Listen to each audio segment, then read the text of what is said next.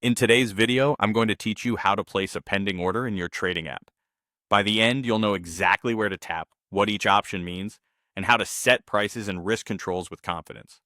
Start by opening the Trade tab and selecting the instrument you want to trade. This is your workspace, so take a quick moment to confirm you're on the right symbol and that the market conditions make sense for your plan.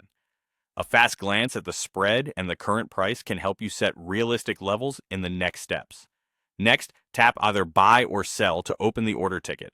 From here, look for Order Settings or the Execution Type selector. It might show something like Instant or Market by default. That label is your gateway to switching from an immediate market order to a pending order. Now choose your pending order type. If you expect price to pull back before moving up, select Buy Limit, which sits below the current price.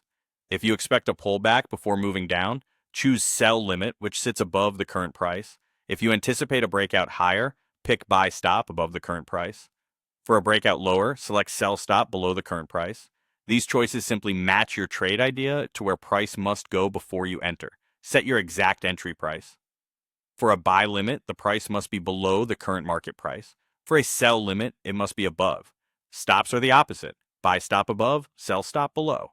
Be mindful of any minimum distance rules your broker enforces and double check the number of decimal places so you don't accidentally place the order too close or too far.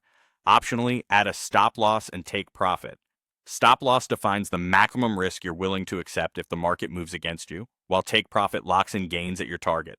Place them logically relative to your entry. A buy limit typically has a stop loss below and take profit above. A sell limit has a stop loss above and take profit below.